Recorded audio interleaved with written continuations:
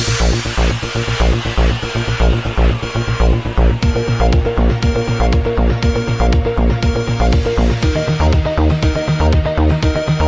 اللہ الرحمن الرحیم۔ السلام علیکم ناظرین۔ وزیر اطلاعات سندھ سید ناصر حسین شاہ اور وزیر بلدیات سعید غنی نے سندھ کے بجٹ کو ایک تاریخی بجٹ قرار دیا ہے۔ اس حوالے سے انہوں نے ایک پوسٹ بجٹ پریس کانفرنس سے خطاب بھی کیا۔ کیا کہا، آئیے دیکھتے ہیں جاوید ابراہیم کی یہ رپورٹ۔ طور پر ان لوگوں کی سپورٹ کے لیے ایک بہت بڑا اماؤنٹ رکھا گیا، اربوں روپے رکھے گئے جو ان کی پیپل سپورٹ پروگرام کے تحت، خاص طور پر ان لوگوں کو جو اس کووڈ کی وجہ سے متاثر ہوئے ہیں، جن کے کاروبار، روزگار اور دیگر چیزیں۔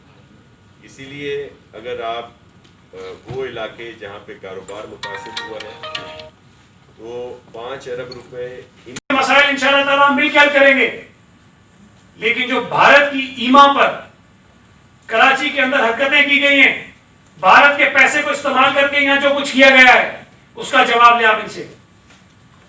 ہم دے دیں گے جواب۔ اگر مجھ سے پوچھتے ہیں منشاط فروش، جو مجھ سے پوچھتے ہیں کرپشن کی، بھائی لے چکا ہے صاحب، میں تمہاری اپوزیشن کی کمیٹی بناؤں گا، اسپیکر صاحب کو کہہ کے کریں میری تحقیقات میرے اوپر لگائے گئے الزامات کی۔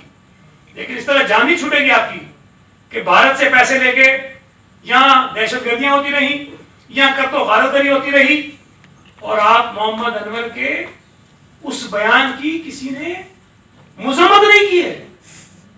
بھائی یہ تو کہہ دو کہ جھوٹ بول رہے ہیں، کوئی یہ تو کہے نا، کوئی یہ تو کہے کہ عمران فاروق کے جو قاتل تھے وہ ایم کیو ایم کے تھے لیکن انہوں نے غلط کیا ہے، یہ تو کہے نا۔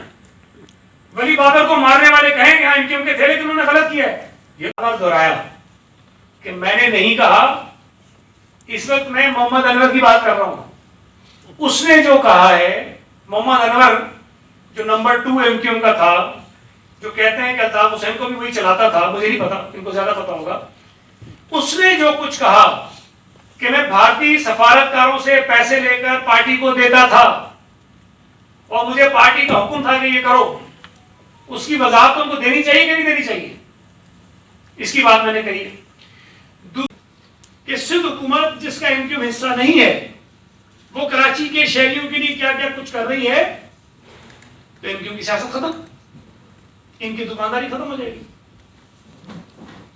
میں گزارش کرنا چاہتا ہوں کراچی کے ان تمام میرے بھائیوں سے، بہنوں سے جو ایم کیو ایم کو ووٹ دیتے رہے ہیں، ان کا حق ہے، جس کو مرضی ہے ووٹ دیں، یہ ان کا حق ہے، میں اس پہ ان پہ اعتراض نہیں کرتا ہوں، لیکن کم از کم جو حقیقتیں ہیں اس کو تسلیم کریں۔ آپ کراچی کے ایشوز بتاتے ہیں، بالکل ایشوز ہیں، لیکن ایشوز صرف کراچی کے نہیں ہیں، ایشوز صوبہ سندھ کے ہر علاقے کے ہیں، ایشوز پورے پاکستان کے ہر شہر کے ہیں۔